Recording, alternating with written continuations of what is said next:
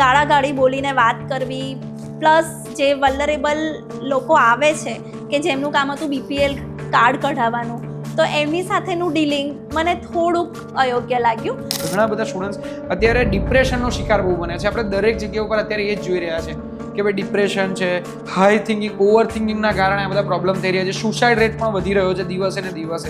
તો as a student તમારા સમયમાં આવું હતું કે રિપોર્ટ જર્નલ જો કમ્પ્લીટ ના હોય તો એમના પ્રોફેસર, એટલે અમારા પ્રોફેસર ત્રીજે માળથી નીચે ફેંકી દેતા, આમ લિટરલી, અને એને ફરી પાછી ઉઠાઈ નીચેથી ઉપર આવવાનું, સોરી કહેવાનું, માફી માગવાની, અને પછી પાછું ત્યાં બેઠા બેઠાને લખાવતા. અત્યારે દરેક પ્રોફેસર, ટીચરને બીને રહેવું પડે સ્ટુડન્ટથી, એવું સિચ્યુએશન બની ગઈ છે. WHO ખુદ કહે છે, વર્લ્ડ હેલ્થ ઓર્ગેનાઇઝેશન, કે જ્યાં સુધી તમે સ્પિરિચ્યુઅલી હેલ્ધી નથી તો તમે હેલ્ધી નથી જ. અને એવું કહી શકાય કે કાશ્મીરથી લઈને કન્યાકુમારી સુધી હું ગમે ત્યાં જાઉં, નોર્થથી સાઉથ, ઇસ્ટ ટુ વેસ્ટ, દરેક જગ્યાએ, દરેક સ્ટેટમાં મારા સ્ટુડન્ટ્સ છે.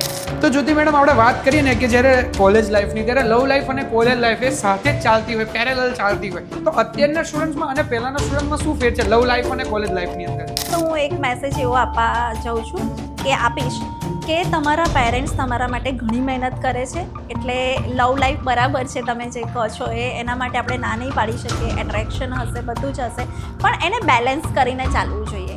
10મા પછી શું, સાયન્સ લેવું, કોમર્સ લેવું કે પછી આર્ટ્સ લેવું? કોઈના પેરેન્ટ્સ પૂછવા આવે તો પણ આપણે સજેશન આપવું જ નહીં કે એને સાયન્સ લેવડાવો, કોમર્સ લેવડાવો કે આર્ટ્સ લેવડાવો. એને જેમાં ઇન્ટરેસ્ટ છે અને જે કરી શકે એની કેપેસિટી છે એ પ્રમાણે એને લેવડાવો. જેટલી મહેનત સ્ટુડન્ટ્સ બહાર જઈને કરે છે ને, એનાથી 1% મહેનત પણ અહીંયા નથી કરતા. તો CVM સાથે તમે ઘણા વર્ષોથી જોડાયેલા છો, તો CVM યુનિવર્સિટી સાથેનો તમારો રિલેશન કેવો છે અને કેવી છે યુનિવર્સિટી? જે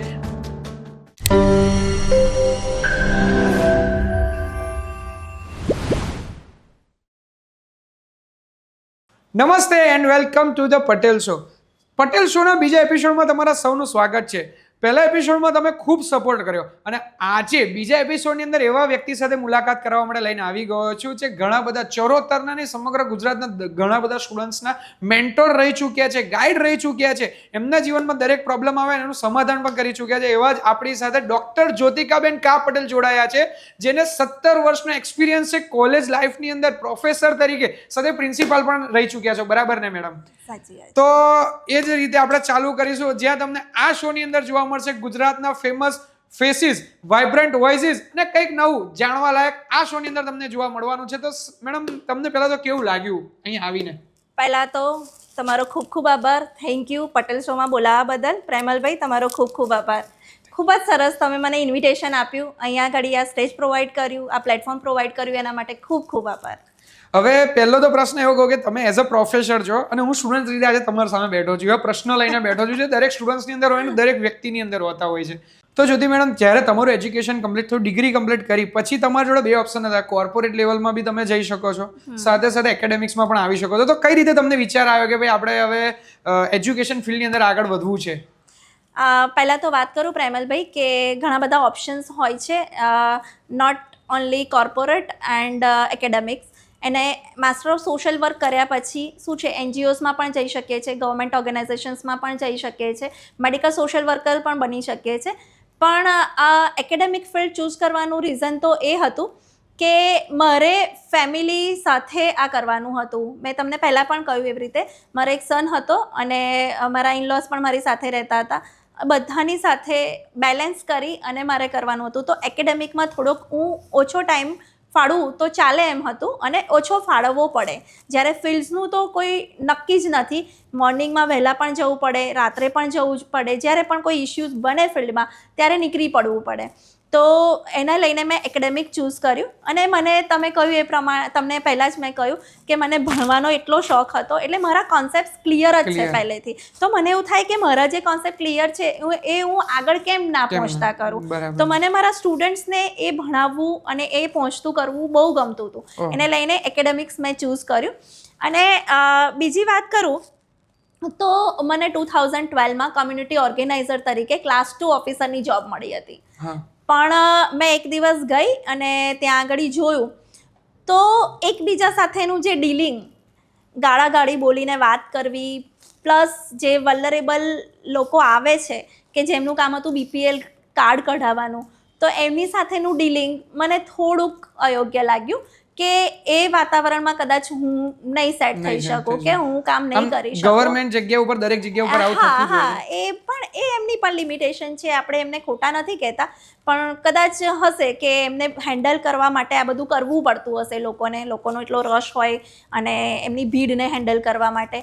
પણ કદાચ હું એના માટે નથી બનેલી, કે મારા વેલ્યુઝ કે મારા પ્રિન્સિપલ્સ એ મને અલાઉ નહીં કરે કે કોઈ ગરીબ વ્યક્તિને હું ઇન્સર્ટ કરું કે ગરીબ વ્યક્તિને એ કરું. એટલે લઈને મને મારા એકેડેમિક ફિલ્ડથી બહુ સંતોષ છે, મને બહુ સારું લાગે છે. PhD પણ પતી ગયું છે મારું અને GSET પણ ક્લિયર છે.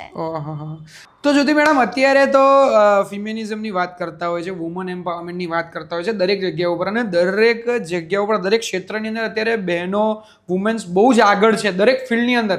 પણ આજથી 20 વર્ષ પહેલાની વાત કરીએ તો તમે તો 50 કિલોમીટર દૂરથી આવો છો, આણંદથી 50 કિલોમીટર દૂર. તો એ વખતે કેવી સિચ્યુએશન હતી જ્યારે તમે જોબ કરતા હતા ત્યારે? ફેમિલીનો સપોર્ટ કેવો હતો? ફેમિલીનો સપોર્ટ ખૂબ જ સારો હતો પ્રેમલભાઈ. મારા ઇનલોઝ હતા, મધર ઇન લો, જેમની ડેથ થઈ 3 થી 4 વર્ષ થઈ ગયા છે, તો એમનો ખૂબ જ સારો સપોર્ટ રહેતો હતો.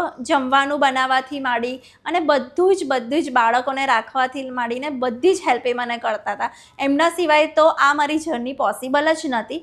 એ પહેલાં મારા દાદી હતા, જ્યારે મારા ઇનલોઝ મારી સાથે નહોતા રહેતા, મારા દાદી હતા, એ પણ બહુ જ સપોર્ટિવ હતા. એમના લીધે, કમળાબેન નામ હતું એમનું, એમના લીધે મારું ઘણું બધો ગ્રોથ થયેલો. ને અત્યારે આવી પરિસ્થિતિમાં જ્યાં ફાઇનાન્શિયલ કન્ડિશન સારી નહોતી, એવી કન્ડિશનમાં પણ જો હું ભણી શકી હોય તો એમને આપેલી સ્ટ્રેન્થના લીધે. એ પોતે બધાના ઘરે કામ કરવા જાય પણ મને ભણાવે. એટલે એ વસ્તુ કેવું કે હતું કે ના, મારે ભણવાનું છે, મને એ વસ્તુ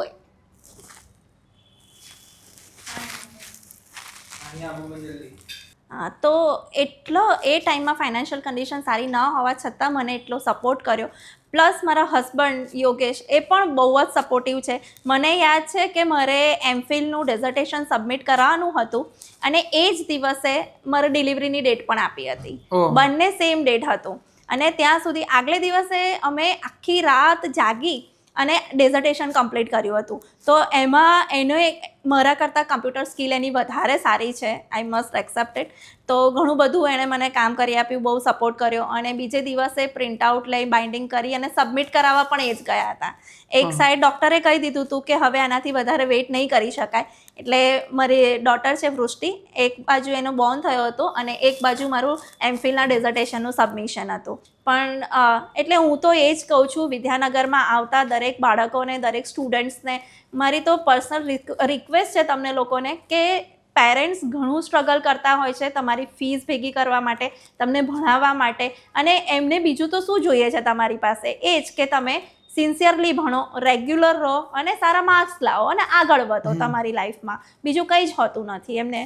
એમનો પોતાનો પેરેન્ટ્સનો ક્યારેય કોઈ સ્વાર્થ હોતો નથી બાળકોને લઈને, કે એમનું ભવિષ્ય સુધરે અને એમના માટે, બાળકો માટે, સ્ટુડન્ટ્સ માટે જ સારું છે. એટલે મારી રિક્વેસ્ટ તો એ જ છે પ્રેમલભાઈ, બધા સ્ટુડન્ટ્સને. તમે કરશો તો કદાચ સ્ટુડન્ટ્સ વધારે માનશે. ના, 100%. અને મેં આજે એવું પણ જાણ્યું કે આજથી 20 વર્ષ પહેલા કે 50 વર્ષ પહેલા સ્ત્રી સશક્તિકરણ એ વખતે પણ હતું. પણ ખાસ વાત અહીંયાની એ સમજવા જેવી છે કે જો દરેક ફેમિલી, દરેક ઘરની બહેનોને સપોર્ટ કરે ને તો ખરેખર આગળ વધી શકે છે. સ્ત્રી તો આગળ વધશે, એની સાથે સાથે ફેમિલી પણ આગળ વધી શકે છે. ફાઇનાન્શિયલી કહો કે બીજી રીતે કહો, પણ આગળ વધી શકે છે. બરાબર ને? ઘણો ફાયદો થાય છે, ફાઇનાન્શિયલી અને સોશિયલી બંને. એક સ્ટેટસ આવે છે કે ભાઈ અત્યારે મારા જે ડોટર છે, સન છે, કોઈ એને એવું કહે કે ભાઈ તારી મધર છે એ પ્રોફેસર છે કોઈ જગ્યાએ, તો એક શું છે કે એ રીતે પણ એક સ્ટેટસ સિમ્બોલ છે. ખાલી ફાઇનાન્શિયલી નથી કહેતા આપણે કે એના માટે જ આગળ વધવું જોઈએ. એમ્પાવરમેન્ટ મતલબ બધી સાઈડથી એ સોશિયલી ઇન્ડિપેન્ડન્ટ બને અને સાયકોલોજીકલી પણ. જેટલું તમે ભણ્યા હશો, એજ્યુકેશન લીધું હશે, એટલું તમે વધારે ઓપન માઇન્ડેડ હશો, પ્રોપર તમે વિચારી શકશો, સહી ડાયરેક્શનમાં તમારા થોટ્સ હશે. એટલે એજ્યુકેશન બહુ જરૂરી છે. ડેફિનેટલી એજ્યુકેશન બહુ જરૂરી છે. અને અત્યારે ઘણા બધા સ્ટુડન્ટ્સ એજ્યુકેશન સાથે સાથે મિત્રો સાથે ફરવા જવું એ બધું તો ચાલી જ રહ્યું છે, પણ ઘણા બધા સ્ટુડન્ટ્સ અત્યારે ડિપ્રેશનનો શિકાર બહુ બન્યા છે. આપણે દરેક જગ્યા ઉપર અત્યારે એ જ જોઈ રહ્યા છે કે ભાઈ ડિપ્રેશન છે, હાઈ થિંકિંગ, ઓવર થિંકિંગના કારણે આ બધા પ્રોબ્લેમ થઈ રહ્યા છે. સુસાઇડ રેટ પણ વધી રહ્યો છે દિવસે ને દિવસે. તો એઝ અ સ્ટુડન્ટ તમારા સમયમાં આવું હતું કે? અમારા સમયમાં હતું, પણ એનો જે રેટ છે, રેશિયો છે, ઘણો ઓછો હતો પ્રેમલભાઈ. એના ઘણા બધા રીઝન્સ છે. હું તો શરૂઆત કરીશ કે ફેમિલીથી જ, કે એક ફેમિલી સિસ્ટમ ચેન્જ થઈ ગઈ છે. પહેલાં એવું હતું કે વધારે ને વધારે લોકો જોઈન્ટ ફેમિલીમાં રહેતા હતા. તો પેરેન્ટ્સને અગર કશું નથી કહી શકતું બાળક, તો દાદા દાદીને કહી દેતું હતું, કાકા કાકીને કહી દેતું હતું, કઝિન સાથે રહે છે તો એની સાથે શેર થતું. જ્યારે હવે શું છે કે આખી સિસ્ટમ ચેન્જ થઈ છે. તો એને લઈને જે સ્ટુડન્ટ્સ છે કે જે યુથ છે કે જે પણ છે એ અંદર અંદર ઘૂંટાયા કરે છે. પેરેન્ટ્સ વર્કિંગ પેરેન્ટ્સ થઈ ગયા છે, એટલો ટાઈમ નથી આપી શકતા. બટ ઓબ્વિયસ છે, બેલેન્સ કરવાની છે લાઈફને, તો એમને જોબ પણ કરવાની છે. તો એટલું એને સ્ટુડન્ટ્સ પાછળ કે બાળક પાછળ એ પોતે એટલો ટાઈમ નથી આપી શકતા. એક પહેલું એ રીઝન છે. સેકન્ડ રીઝન છે કે હવે દરેક યુથને કેવું કમ્ફર્ટ લાઈફ મળી છે પહેલેથી. ઇવન હું મારા દીકરા દીકરીની વાત કરું તો મેં પણ એમને મેં જેટલી સ્ટ્રગલ કરી છે એટલી કરાઈ નથી એમની પાસે. એટલે એમને પહેલેથી બહુ સારું સારું જોયું છે, અને એના લીધે એ લોકોની જે કોપિંગ કેપેસિટી છે અત્યારના યુથની એ બહુ ઓછી છે. તમે થોડું પણ એમને કહેશો ને તો એમને ખરાબ લાગી જશે, રાઈટ? આજથી હું વાત કરું, તમે મારા સ્ટુડન્ટ લાઈફની વાત કરી, તો હું તો રેગ્યુલર હતી, સિન્સિયર હતી, પણ મારી સાથે એવા પણ ઇરેગ્યુલર સ્ટુડન્ટ્સ હતા કે જેમની રિપોર્ટ જર્નલ જો કમ્પ્લીટ ના હોય તો એમના પ્રોફેસર, એટલે અમારા પ્રોફેસર, 3જે માળથી નીચે ફેંકી દેતા, આમ લિટરલી. અને એને ફરી પાછી ઉઠાઈ નીચેથી ઉપર આવવાનું, સોરી કહેવાનું, માફી માગવાની, અને પછી પાછું ત્યાં બેઠા બેઠા એને લખાવતા. એટલે આટલી પનિશમેન્ટ હાલ તો કોઈ ક્યારેય કરતું જ નથી, કોઈ પ્રોફેસર નથી કરતું, પણ એટલી કોપિંગ કેપેસિટી પણ નથી. અત્યારે સિચ્યુએશન મને એવું લાગે એવી બની ગઈ છે કે પહેલા સ્ટુડન્ટ્સ એમની રિસ્પેક્ટ કરતા હતા અને એમને સમજતા હતા, એ જે કે કરતા હતા. અને અત્યારે એવી સિચ્યુએશન છે કે ભાઈ અત્યારે દરેક પ્રોફેસર, ટીચરને બીને રહેવું પડે સ્ટુડન્ટથી, એવું સિચ્યુએશન બની ગઈ, એવું કહેવાય. હા, એવું કહી શકાય. હું તમને એક મારો એક્ઝામ્પલ યા એક્સપિરિયન્સ કહું. અમારા એક પ્રિન્સિપલ સર હતા, એ કાયમ કહેતા હતા કે જ્યોતિ મેમ, આપણી જનરેશન છે ને એક મિડલ જનરેશન છે, અને એમને બંને બાજુથી સહન કરેલું છે, આપણા સિનિયર્સ બાજુથી અને આપણા જુનિયર્સ બાજુથી. તો મેં પૂછ્યું કે કેમ સર એવું? તો કે મેડમ, જ્યારે હું સ્ટુડન્ટ હતો ને ત્યારે મારા પ્રિન્સિપલની કેબિનમાં જતાં બીક લાગતી હતી. પૂછવું પડે કે મે આઈ કમ ઇન સર, તો બી બીતા બીતા પૂછતો હતો હું. અને જ્યારે અત્યારે હું પોતે પ્રિન્સિપલ છું અને કેબિનની અંદર બેઠો છું ને, ત્યારે કોઈ સ્ટુડન્ટ મારો ડોર ખખડાવે ને ત્યારે મને ટેન્શન થાય છે કે ખબર નહીં શું નવો પ્રોબ્લેમ લઈને આવ્યો હશે. એટલે જ્યારે હું બહાર હતો તો બી હું ડરતો હતો, અને જ્યારે અત્યારે અંદર છું ને ચેર પર બેઠો છું તો પણ હું જ ડરું છું. એટલે આ જે છે એ ચેન્જ છે, અને ચેન્જ તો દુનિયાનો નિયમ છે. ડેફિનેટલી આપણે અમારા પેરેન્ટ્સ જેમ સાડી પહેરતા હતા એવી રીતે અમે પણ કંઈ રેગ્યુલર સાડી નથી પહેરતા. એવી રીતે નેક્સ્ટ જનરેશન છે એ કંઈક આગળનું વર્ઝન હશે. એટલે ચેન્જીસ એક્સેપ્ટ કરવા જેવા જ હોય છે, કરીએ જ છીએ, આપણે ના નથી પાડતા. પણ જે રિસ્પેક્ટ હોવી જોઈએ ટીચર્સની, પેરેન્ટ્સની, એ તો હોવી જ જોઈએ. અને એના માટે તમારું જે કહેવાય કે શ્રદ્ધા કે ભક્તિ એ પણ બહુ મેટર કરે છે. WHO ખુદ કહે છે, વર્લ્ડ હેલ્થ ઓર્ગેનાઇઝેશન, કે જ્યાં સુધી તમે સ્પિરિચ્યુઅલી હેલ્ધી નથી તો તમે હેલ્ધી નથી જ. એટલે એના માટે તમારે સ્પિરિચ્યુઅલી હેલ્ધી બનવું પડે. તમે જો કોઈ ધર્મમાં જોડાયા છો, એ ધર્મને એડોપ્ટ કર્યો છે, તમે કોઈ સંપ્રદાયને એડોપ્ટ કર્યો છે, જેવી રીતે તમે તમારી જ વાત કરો કે જો તમને તમારા મમ્મીએ સ્વામિનારાયણ સંપ્રદાય એડોપ્ટ ના કરાયો તો અત્યારે જે તમે સક્સેસ છો એ હોત ના હોત. જે સફળતા છે એની પાછળનું કારણ એ છે, બરાબર? એટલે એવું નથી કહેતા સ્વામિનારાયણ સંપ્રદાય, પણ કોઈ પણ સંપ્રદાયમાં તમે જોડાઓ તો એને લઈને તમારા વેલ્યુઝ બિલ્ડ થશે. એ વેલ્યુઝ અત્યારના યુથમાં થોડા ઓછા જોવા મળે છે. અને એને લઈને જે ટીચર્સ પ્રત્યેની જે રિસ્પેક્ટ છે, જે મોટાઓ માટેની જે રિસ્પેક્ટ છે, એ થોડી ઓછી થતી જાય છે. બરાબર. હા, પણ હું એ બાબતે કહીશ કે હું બહુ લકી છું, કારણ કે મને તો મારા સ્ટુડન્ટ્સ એટલી રિસ્પેક્ટ કરે છે. હાલની તારીખે જે પાસ આઉટ થઈને નીકળેલા સ્ટુડન્ટ્સ પણ આવે તો પહેલાં પગે લાગે છે. એટલે મને એવો કોઈ ઇસ્યુ થતો નથી, કારણ કે મારે તો 1970થી લઈ અને હાલ જે ચાલે છે કે ભાઈ 2010 કે 2015 સુધીના સ્ટુડન્ટ્સ છે મારી પાસે. આમ તો કેટલા નંબર ઓફ સ્ટુડન્ટ્સની વાત કરીએ તો કેટલા સ્ટુડન્ટ્સ તમે ભણાયા હશે? અરે, એ તો મને એટલું યાદ નથી, પણ મોર ધેન 5000, 10,000. ઓહો. અને એવું કહી શકાય કે કાશ્મીરથી લઈને કન્યાકુમારી સુધી હું ગમે ત્યાં જાઉં, નોર્થથી સાઉથ, ઈસ્ટ ટુ વેસ્ટ, દરેક જગ્યાએ, દરેક સ્ટેટમાં મારા સ્ટુડન્ટ્સ છે. હું કોઈ પણ જગ્યાએ જાઉં ક્યારે મને એવું ના થાય કે અહીંયા મારો સ્ટુડન્ટ નથી. દરેક જગ્યાએ મને મારો સ્ટુડન્ટ મળે. ઇવન મારા કિડ્સ પણ સાથે હોય ને તો કહે કે મમ્મી અહીંયા તમારા સ્ટુડન્ટ તો હશે જ, આપણે જ્યાં ફરવા જઈએ છીએ ત્યાં તમારા સ્ટુડન્ટ તો મળે જ છે. એટલે સ્ટુડન્ટ્સ બધે જ મળે છે અને એટલી રિસ્પેક્ટ રાખે છે, કારણ કે સામે આપણે પણ હું પણ એટલી રિસ્પેક્ટ આપું છું. એટલે પ્રેમલભાઈ, ઇન શોર્ટ હું તો એ જ કહેવા માંગીશ કે જ્યારે યુથ અને સ્ટુડન્ટ્સ ડિપ્રેશનમાં જાય છે એનું અલ્ટિમેટ રિઝલ્ટ આપણને મળે છે સુસાઇડ, રાઈટ? સુસાઇડલ ટેન્ડન્સી એ દિવસે દિવસે વધતી જાય છે. થોડુંક પણ પેરેન્ટ્સે કંઈક કહ્યું તો સુસાઇડ, ટીચર્સ પણ કશું કહી નથી શકતા, એઝ અ પ્રોફેસર અમે પણ કંઈ નથી કરી શકતા, પ્રિન્સિપલ કંઈ નહીં કહી શકતા, કોઈ જ કશું નથી કહી શકતું, કારણ કે એવું જ એ ડર રહ્યા કરે છે કે જો કંઈક વધારે કહેવાઈ જશે સ્ટુડન્ટ્સને અને વધારે સ્ટ્રિક્ટ બની જઈશું અને કદાચ કાલ ઉઠીને એણે કશું કરી લીધું, હુ ઇઝ રિસ્પોન્સિબલ? એટલે આ જે ડર છે એને લઈને જે કેળવણી થવી જોઈએ સ્ટુડન્ટની એ નથી થઈ શકતી. એક પ્રેશર અમારા પર પણ રહી છે કે જો આવું કરશો, વધારે સ્ટ્રિક્ટ બનશો તો એડમિશન નહીં થાય, રાઈટ? એટલે દરેક માટે, દરેક કોલેજ, દરેક યુનિવર્સિટી માટે આ કોમન ક્વેશ્ચન છે. તો તમે જેટલું બને એટલું એક માઇલ્ડ રહી અને સ્ટુડન્ટ સાથે ડીલ કરો. એટલે એક સુસાઇડલ ટેન્ડન્સી પણ એટલી વધતી જાય છે. પણ હા પ્રેમલભાઈ, હું તો એ જ કહીશ કે જો તમે તમારા બાળકને કે યુથને કોઈ ધાર્મિક સંસ્થા સાથે જોડાયેલો રાખશો, ફેમિલી સાથે જોડાયેલો રહેશે, માતા પિતા એને ક્વોલિટી ટાઈમ આપશે, તો ડેફિનેટલી આ જે પ્રોબ્લેમ છે, ડિપ્રેશનના પ્રોબ્લેમ કે સુસાઇડના પ્રોબ્લેમ, એ ઓછા થવાના જ છે. એટલે આ એક સોલ્યુશન છે કે યુથને સુસાઇડમાંથી પાછા કેમ ના વાળી શકાય. તો જ્યોતિ મેડમ, આપણે વાત કરીએ ને કે જ્યારે કોલેજ લાઈફની, ત્યારે લવ લાઈફ અને કોલેજ લાઈફ એ સાથે જ ચાલતી હોય, પેરેલલ ચાલતી હોય, તો અત્યારના સ્ટુડન્ટ્સમાં અને પહેલાના સ્ટુડન્ટ્સમાં શું ફેર છે લવ લાઈફ અને કોલેજ લાઈફની અંદર? લવ લાઈફ અને કોલેજ લાઈફ આમ તો કહીએ કે એકબીજાના સિનોનિમ્સ કહી શકાય. કે કોલેજ લાઈફ સ્ટાર્ટ થાય એટલે દરેક યુવાનના મનમાં એક થનગનાટ ચાલુ થાય કે ફૂલ્લી ફ્રીડમ મળી જાય, એટલે ફૂલ્લી ફ્રીડમ મળી જતી હોય છે, આમ બધા એવું વિચારતા હોય. કારણ કે 12th સુધી શું છે કે સ્કૂલ લાઈફમાં કંટ્રોલ હોય છે ટીચર્સનો, પ્રિન્સિપલનો, સ્કૂલ બસમાં જવાનું આવવાનું, મીન્સ એટલું એ લોકોને ફ્રીડમ મળતું નથી. પણ જેવા કોલેજમાં આવે એટલે માઇન્ડમાં એ હોય છે અને ઉંમર પણ એવી છે, એડોલેસન્ટ એજમાં છે, એટલે એક એવું થાય, એક ઓપોઝિટ જે સેક્સ છે એના પ્રત્યે એ લોકોનું એટ્રેક્શન હોય છે જ અને એમને થોડી ફ્રીડમ મળે છે એટલે એ વધી જાય છે.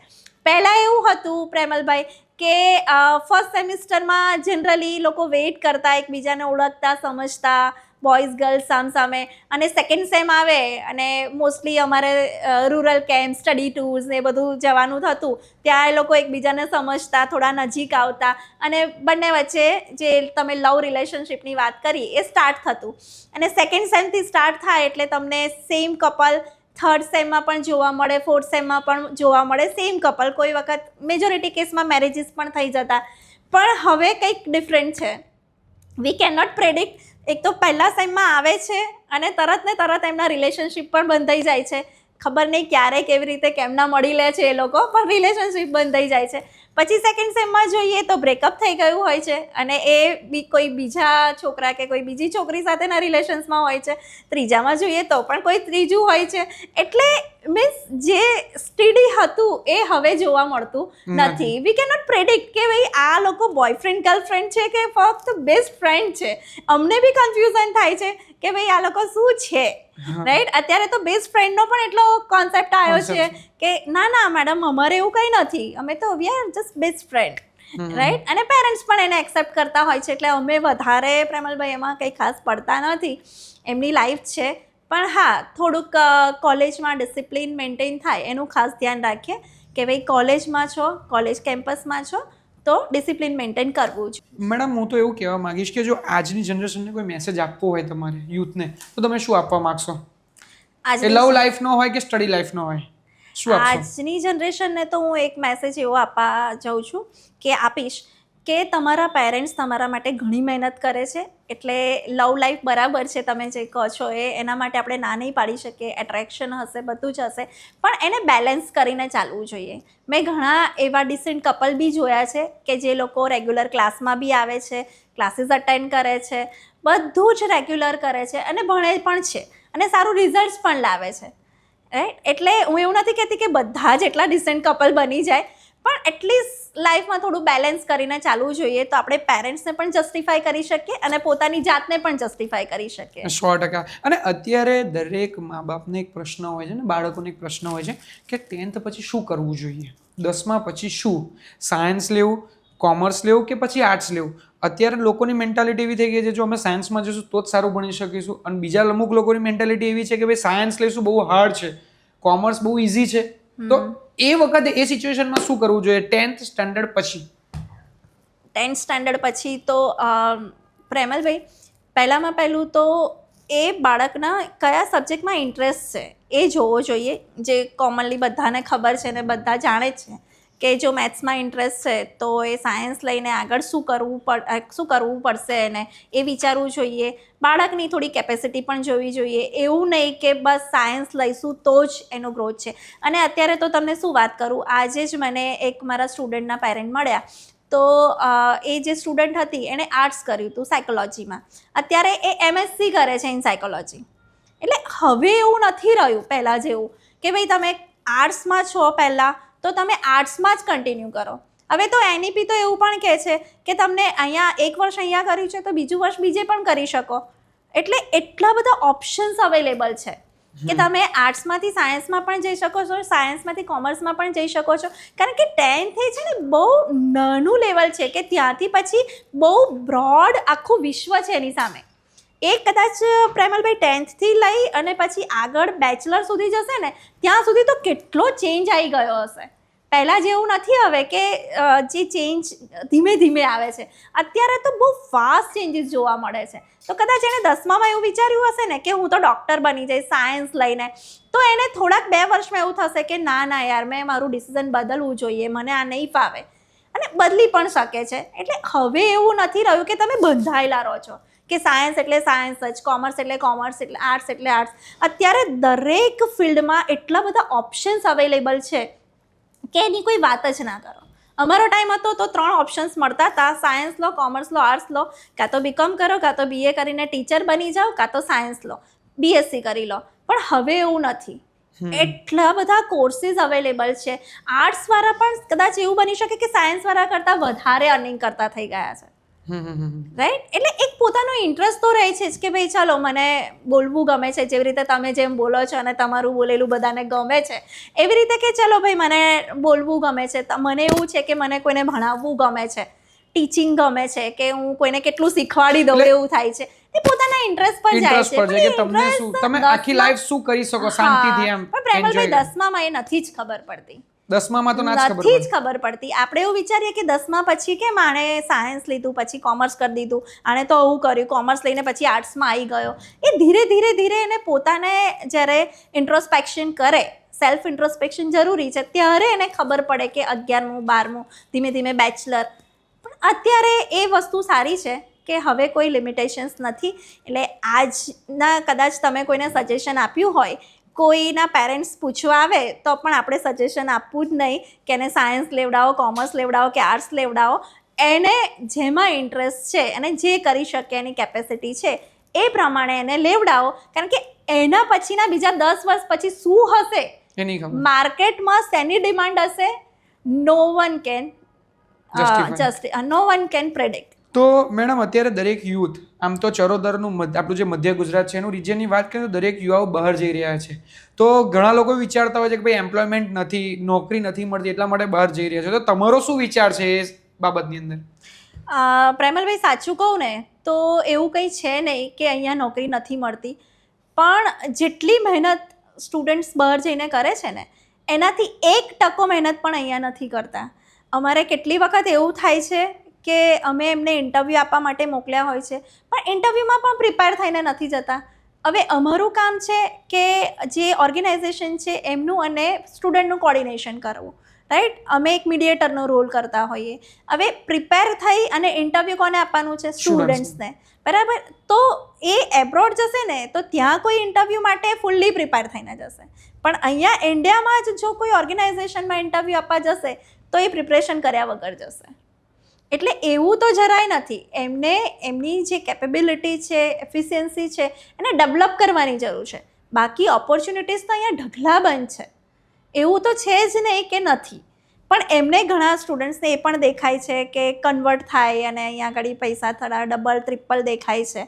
પણ આમ તો જોવા જઈએ ને તો અર્નિંગ ત્યાંનું ગણીએ અને ત્યાં ખર્ચ કરીએ, અહીંયા આગળ અર્ન કરીએ અને અહીંયા ખર્ચ કરીએ, સિમિલર જ છે. સિમિલર છે. એટલે આ જે થોડુંક માઇન્ડસેટ થઈ ગયું છે કે ભાઈ થોડા ઘણા બહુ પૈસા ભેગા થઈ જશે અને પછી ઇન્ડિયા આવી જઈશું.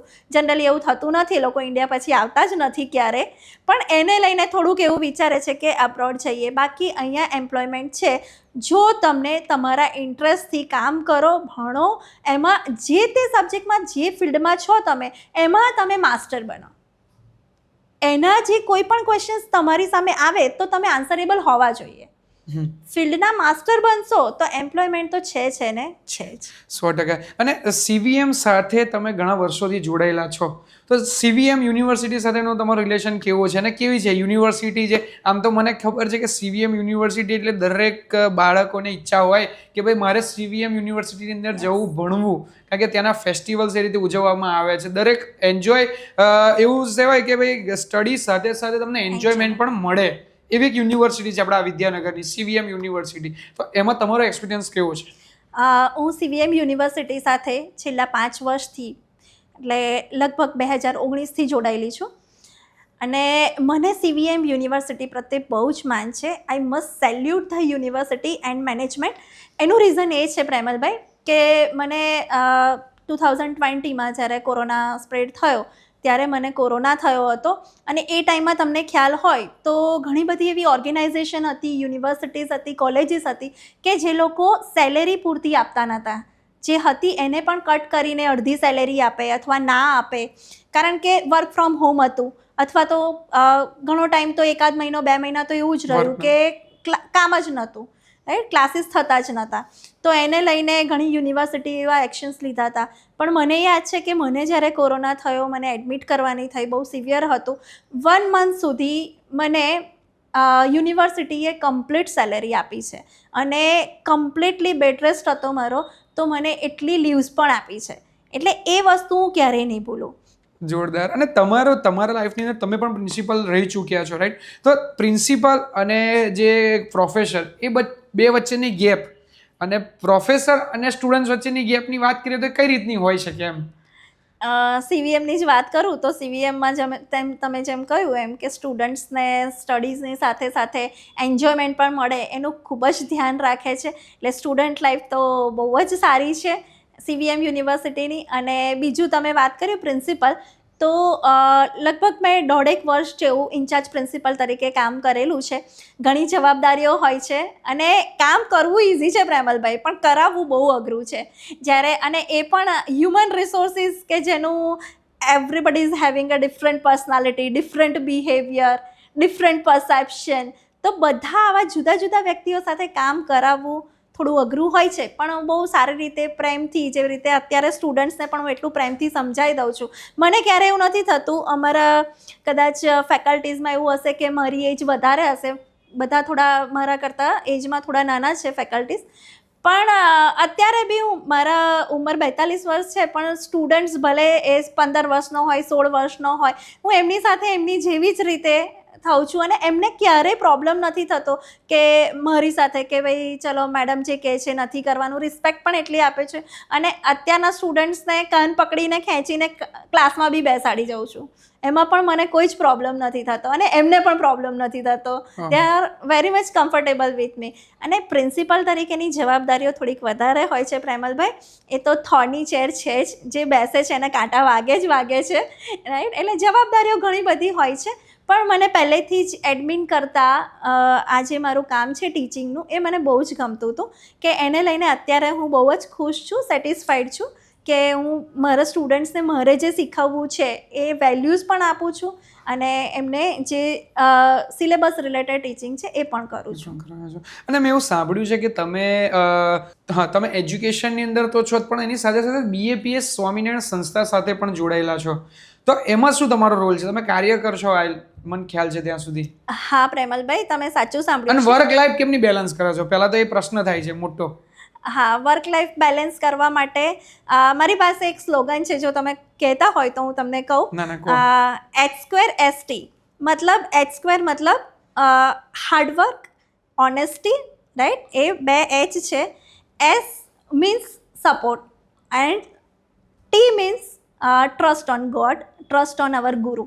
આ 4 વસ્તુ આવે છે ને લાઈફમાં, ત્યારે બધું જ બેલેન્સ થઈ જાય છે. એક પોઝિટિવ એટીટ્યૂડ સાથે જ્યારે આ બધી વસ્તુને અપનાવીએ ને, મારે ક્યારે અત્યાર સુધી પ્રેમલભાઈ કોઈ ઓબ્ઝર્વેશન કે કોઈ સુપરવિઝનની જરૂર ના પડે. મને કોઈએ કામ સોંપ્યું હોય તો મારે એ વસ્તુ ડેડિકેટલી કરવાની છે. પછી મને કોઈ સુપરવાઇઝ કરનાર હોય, કોઈ ટોકે કે એને કશાની હું વેઇટ કરતી નથી. કામ કરવાનું છે, દેટ મીન્સ કરવાનું છે. જ્યારે 5,000 સેલેરી હતી ત્યારે પણ એટલા જ ડેડિકેશનથી કામ કરતી હતી, અને અત્યારે મારી સેલેરી વધારે છે તો પણ એટલા જ ડેડિકેશનથી હું કામ કરું છું. એટલે એક ઓનેસ્ટી છે કે જે મને BAPS સંસ્થાથી મળી છે. પછી એક હાર્ડવર્ક તો જરૂરી છે. અત્યારની જનરેશન એવું વિચારે કે સ્માર્ટ વર્ક કરી લઈશું, કામ પતી જશે, પણ એવું નથી. એનું બેલેન્સ હોવું જોઈએ. સ્માર્ટ વર્ક પણ હોવું જોઈએ, હાર્ડવર્ક પણ હોવું જોઈએ. એટલે મારું એક સ્લોગન આ છે. અને સપોર્ટ તો શું છે કે આપણે એકબીજાને, જ્યારે હું કોઈને સપોર્ટ કરું છું ત્યારે કોઈ મને બીજું સપોર્ટ કરે છે. અને હું જરાય સેડિસ્ટ પર્સનાલિટી નથી. જ્યારે કોઈનું સારું થતું હોય ને તો મને વધારે ગમશે. જેમ આપણા પ્રમુખ સ્વામી મહારાજે કહ્યું છે કે બીજાના ભલામાં જ આપણું ભલું, બીજાના હિતમાં જ આપણું હિત. એવી રીતે બીજાનું સારું થતું હોય તો મારું થોડું જતું કરીને પણ હું એને સપોર્ટ કરીશ. તો અત્યારે પણ જુઓ કે પ્રિન્સિપલ મેડમથી લઈ અને જે સ્ટાફ મેમ્બર્સ છે એ મારા ફેમિલી મેમ્બર્સ બધા જ, મારા હસબન્ડ છે, યોગેશ છે, મારા ફાધર ઇન લો છે, મારા 2 કિડ્સ છે, વૃષ્ટિ છે, મંથન છે, બધા એટલા સપોર્ટિવ છે. તો એકબીજાને સપોર્ટ કરવાથી જ વર્ક લાઈફ બેલેન્સ થતું હોય છે. અને ટ્રસ્ટ ઓન ગોડ, છેલ્લે તો એ છે જ, રાઈટ. એમના પર વિશ્વાસ મૂકીશું તો આપણા કોઈ પણ કામ હશે ક્યારેય નહીં અટકે, ક્યારેય નહીં. અને આપણા ગુરુહરિજી મહંત સ્વામી મહારાજ છે, બસ એમને ખાલી યાદ કરવાથી મારા અડધા પ્રશ્નોનું સમાધાન તો એમાં જ થઈ જાય છે. એટલે જ્યારે પણ હું કોઈ કામ શરૂ કરું ને તો મનમાં એમને ધ્યાન કરી અને કરતી હોઉં છું. ને આવી રીતે વર્ક લાઈફ બેલેન્સ થઈ જતું હોય છે. અને વર્ક લાઈફ બેલેન્સ કરવામાં મોટો રોલ મારા હસબન્ડનો છે, કારણ કે એમને સારું એવું કુકિંગ પણ આવડે છે. જ્યારે જરૂર પડે તો એની સ્કિલનો યુઝ કરી અને કામ થઈ જતું હોય છે. 100%. અને હવે વાત કરીએ તો BSS કાર્યકર છો તમે, BAPS સ્વામિનારાયણ સંસ્થાની અંદર. તો BSS જે સભા કરાવવામાં આવે છે એની અંદર શું શીખવાડવામાં આવે છે બાળ બાલિકાઓને? BSS સભા એક એવી સભા છે કે જેમાં જે સ્માર્ટ, ઇન્ટેલિજન્ટ અને કંઈક કરી શકે એવી બાલિકાઓને સિલેક્ટ કરવામાં આવે છે. દરેક જગ્યાએ જે લોકલ લેવલ પર દરેક મંદિરમાં દર રવિવારે જે જનરલી બાલિકા સભા થતી હોય એમાંથી સિલેક્ટ કરી અને બાલિકાઓને ત્યાં આગળ લાવવામાં આવે છે સેન્ટર પર. એ મહિનાની એક જ સભા થતી હોય છે અને એ બાલિકાઓનું ઓવરઓલ ડેવલપમેન્ટ થાય એના પર ફોકસ કરવામાં આવે છે. એટલે એ લોકોને ટ્રેનિંગ પણ એવી રીતે આપવામાં આવે છે. એ લોકોને ધર્મનું, સંપ્રદાયનું જે જ્ઞાન છે એ પણ આપવામાં આવે છે કે જેને લઈને બાળ બાલિકાઓ આગળ જ્યારે એ યુવતીમાં જશે કે મહિલામાં જશે તો પણ એ જે જ્ઞાન છે એને છોડશે નહીં. જ્યારે બાલ્ય અવસ્થામાં કોઈને કશું શીખવાડવામાં આવે તો એ લોંગ લાસ્ટિંગ ચાલતું હોય છે. તો એમને કાર્યકર કેવી રીતે બનવું જોઈએ, એમને પણ આગળ બીજાને કેવી રીતે ટ્રેન કરવા, એવી રીતે ટ્રેનિંગ ટુ ટ્રેનર્સ, એવી રીતે એમને ટ્રેનિંગ આપવામાં આવે છે. પ્લસ હું જે મહિલા કાર્યકરો છે એમની પણ ટ્રેનર છું. એટલે એમને પણ ટ્રેનિંગ આપું છું કે તમે કેવી રીતે બાળ બાલિકા સભા કરાવો. એટલે એ ટ્રેનિંગ પણ મહિનામાં એક વખત એવું આપવામાં આવે છે. અને ડિફરન્ટ પ્રોજેક્ટ્સ હોય, જેમ કે પર્યાવરણ બચાવો, વીજળી બચાવો, એ બધા પ્રોજેક્ટ્સમાં પણ અમે જોડાતા હોઈએ છીએ. એમાં બહુ મજા આવે છે પ્રેમલભાઈ. ગમે તેટલો ટાઈમ આપણી પાસે નથી, પણ જ્યારે આપણે આવા કોઈ નોબલ કોઝ માટે જોડાતા હોઈએ ને તો બધો જ ટાઈમ ભગવાન આપણને આપી દે છે ને બધું જ આપણું કામ સફળ થઈ જતું હોય છે, બધું એડજસ્ટ થઈ જાય છે. એ ભગવાનની કૃપા છે. અને જે સપોર્ટ કરે છે એવા મારા સ્ટાફ મેમ્બર્સ અને મારા ફેમિલી મેમ્બર્સ, હસબન્ડ ખાસ તો એમની કૃપા છે કે જેને લીધે બધું સેટલ થઈ જાય છે. BAPS સંસ્થાની અંદર જે 315 સત્સંગ દીક્ષાના મુખપાઠ વિશે, એના શ્લોકના મુખપાઠ વિશે તમે સાંભળ્યું હશે. તો એમાં પણ મેં મારા વેકેશનનો સદુપયોગ કરી અને એમાં પણ થોડો ઘણો ફાળો આપ્યો. તો એમાં પણ મને બહુ સારું લાગ્યું, એટલો આત્મસંતોષ થયો. અને પ્રેમલભાઈ તમને વાત કરું ને તો આ જે 315 શ્લોક કર્યા એ એવું નથી કે ફક્ત ને માત્ર એ લોકો સ્પિરિચ્યુઅલી સાઉન્ડ થયા છે, પણ એ લોકોની મેમરી પણ સ્ટ્રોંગ બની છે. કારણ કે સંસ્કૃત ભાષા એ સૌથી અઘરી ભાષા છે અને જ્યારે એ લોકો એમાં મોઢે કરી શકતા હોય તો પછી ગુજરાતી અને ઇંગ્લિશમાં પણ સારામાં સારી રીતે એ દરેક વસ્તુને યાદ રાખી શકે છે. એમની મેમરી વધી છે અને એ લોકોનું રિઝલ્ટ પણ સુધર્યું છે. નાના નાના બાળકો, તમે બિલીવ નહીં કરો કે હજી તો 2.5 વર્ષનું બાળક જે બોલતા શીખ્યું છે એમણે સત્સંગ દીક્ષાનો મુખપાઠ કર્યો છે 315 એ પણ સંસ્કૃતમાં. હા, એ પણ સંસ્કૃતમાં. એટલે આ તો શું છે કે આપણા જે ગુરુહરિ મહંત સ્વામી મહારાજ છે એમના જ આશીર્વાદથી શક્ય બને, બાકી આપણું તો કંઈ જ નથી. મારા અને મારા જેવા ઘણા કાર્યકરોએ ભીડો વેઠ્યો છે, એમના પેરેન્ટ્સે ભીડો વેઠ્યો છે અને એમને પોતે પણ ઘણી મહેનત કરી. ઘણા નાના નાના બાળકોએ તમે જોયું હોય તો ચોકલેટ્સ મૂકી દીધી કે ના, હું વેકેશનમાં ચોકલેટ્સ નહીં ખાઉં, જ્યાં સુધી 315 શ્લોક નહીં થાય ત્યાં સુધી ચોકલેટ્સ નહીં ખાઉં. તો ઘણું બધું એમને ભોગ આપ્યો અને એને લીધે આશીર્વાદ પણ એટલા જ મળ્યા છે મહંત સ્વામી મહારાજના અને આપણા પર એ હંમેશા રહેશે. મેડમ, કોઈ તમે સક્સેસ મંત્ર આપવા માંગતા હોય તો એ શું રહેશે તમારા તરફથી? મારો સક્સેસ મંત્ર તો જે પ્રમુખ સ્વામી મહારાજનો હતો એ જ રહેશે. પુરુષાર્થ પ્લસ પ્રાર્થના ઇઝ ઇક્વલ ટુ સફળતા. It's key to success. એટલે ગમે એટલો પુરુષાર્થ કરીએ પણ જોડે પ્રાર્થના કરીએ તો આપણે વહેલા પહોંચી શકીએ છીએ સફળતા સુધી. ડેફિનેટલી પુરુષાર્થ તો ઘણા કરે છે. તમે જુઓ છો કે જે લેબરર્સ છે કે જે લોકો રોડ કન્સ્ટ્રક્શનમાં જોડાયેલા છે એ લોકો પણ કેટલી મહેનત કરે છે.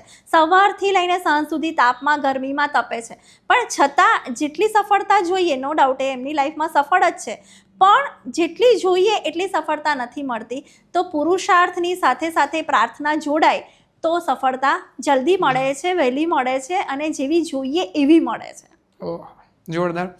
તો ખાસ કરીને તમારી જોડે વાત કરીને ઘણા બધા મારા સબસ્ક્રાઈબર્સ મિત્રોને, ફોલોઅર્સ મિત્રોને ઘણું બધું જાણવા મળ્યું, શીખવા મળ્યું લાઈફની અંદર. એ બદલ તમારો ખૂબ આભાર. Thank you for coming doctor Jyoti madam. અને આવા એપિસોડ તમારા માટે અમે લાવતા રહીશું અને તમે પણ તમારા દરેક મિત્રો સાથે આ શેર કરો. કંઈક જાણવા જેવો કોઈ પ્રશ્ન હોય તો પણ તમે કોમેન્ટ કરી શકો છો અને તમારો શું ઓપિનિયન છે એ પણ તમે કોમેન્ટ કરી શકો છો.